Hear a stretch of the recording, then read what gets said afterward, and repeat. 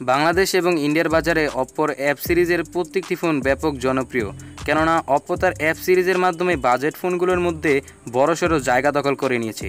তো আজকের এই ভিডিওতে আমরা অপ্পোর অ্যাপ সিরিজের অপ্পো F70 Pro এর বিশেষ কিছু কনফিগারেশন স্পেসিফিকেশন নিয়ে কথা বলবো এবং ভিডিও শেষে বলে দিব এই ফোনটি বাংলাদেশে কবে লঞ্চ হতে যাচ্ছে এবং বাংলাদেশের বাজারে এই ফোনটির দাম কত হতে যাচ্ছে। তো চলুন ভিডিওটি শুরু করা যাক।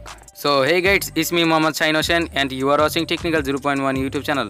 বরাবরের মতো একটি রিকোয়েস্টই থাকবে, যারা এখনও চ্যানেলটিকে সাবস্ক্রাইব করেনি তারা এখন এই চ্যানেলটিকে সাবস্ক্রাইব করে নিন এবং যারা আগে থেকে সাবস্ক্রাইব করেছেন তাদেরকে অসংখ্য ধন্যবাদ।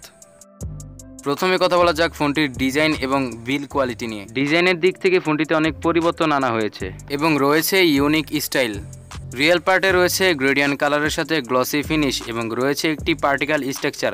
ব্যাক সাইডে রয়েছে স্কোয়ার সার্কেল, যার মধ্যে রয়েছে 4টি ক্যামেরা, যা দেখতে অনেকটা iPhone 11 Pro এর মতো। রয়েছে ফুলফিল ডিসপ্লে ঠিক বাম পাশে রয়েছে ছোট্ট দুটি পাঞ্চ হোল, যেটি হচ্ছে সেলফি ক্যামেরাটি। ফোনটিতে ডিসপ্লে হিসেবে রয়েছে 6.4 ইঞ্চের সুপার অ্যামোলেড ডিসপ্লে এবং রয়েছে ফুল HD+ রেজুলেশন এবং রয়েছে 411 ppi ডেন্সিটি। তবে সবকিছু ছাড়িয়ে এই ফোনটির ভিতরে একটি আলাদা ফিচার রয়েছে, আর সেটি হচ্ছে 7.48 মিলিমিটার আলট্রা স্লিক বডি। এর ফলে আপনার এই ফোনটি অনেকটাই হালকা মনে হবে, আপনার মনেই হবে না যে আপনি এত বড় একটি ফোন আপনার হাতে রেখেছেন। তবে এটার বিল ম্যাটেরিয়াল নিয়ে তেমন কিছু জানা যায়নি, আশা করছি ব্যাক সাইডে প্লাস্টিক কার্বনেট ইউজ করা হবে। সো এখন কথা বলা যাক ফোনটির পারফরমেন্স নিয়ে। ফোনটি রান করছে কালার ওয়াইজ 7.2-তে, যার টপে থাকছে অ্যান্ড্রয়েড 10 এর সুবিধা।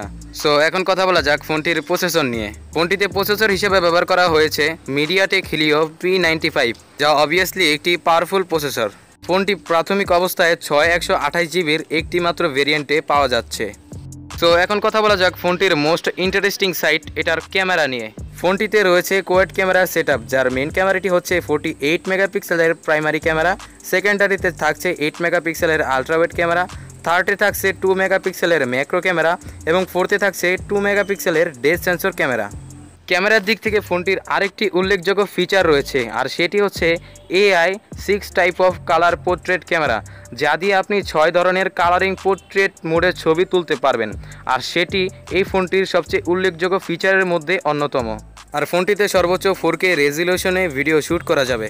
ফোনটির ফ্রন্ট সাইডে রয়েছে ডুয়েল ক্যামেরা সেটআপ, যার প্রথমটি হচ্ছে 16 মেগাপিক্সেলের সেলফি ক্যামেরা আর দ্বিতীয়টি হচ্ছে 2 মেগাপিক্সেলের ডেপথ সেন্সর ক্যামেরা। ফোনটিতে রয়েছে দুটি সিম কার্ড এবং একটি SD কার্ড ইউজ করার মতো সুবিধা। থাকছে ব্লুটুথ 5.0, USB 2.0, তবে থাকছে না 3.5mm অডিও জ্যাকের মতো উল্লেখযোগ্য ফিচার। রয়েছে under display fingerprint sensor. So এখন কথা বলা যাক ফোনটির ব্যাটারি এবং চার্জার নিয়ে। ফোনটিতে রয়েছে 4000 mAh এর ব্যাটারি এবং 30 ওয়াটের ফাস্ট চার্জার, তবে এখানে 5000 mAh এর মতো পাওয়ারফুল ব্যাটারি ইউজ করলে খুব ভালো হতো। সো এখন কথা বলা যাক ফোনটির প্রাইস এবং বাংলাদেশে এই ফোনটির লঞ্চিং ডেট সম্পর্কে। বাংলাদেশে আর 2-1 দিনের মধ্যে এই ফোনটি অফিসিয়ালি পাওয়া যাবে, তবে ভারতে এই ফোনটির দাম হতে যাচ্ছে 25,000 টাকা।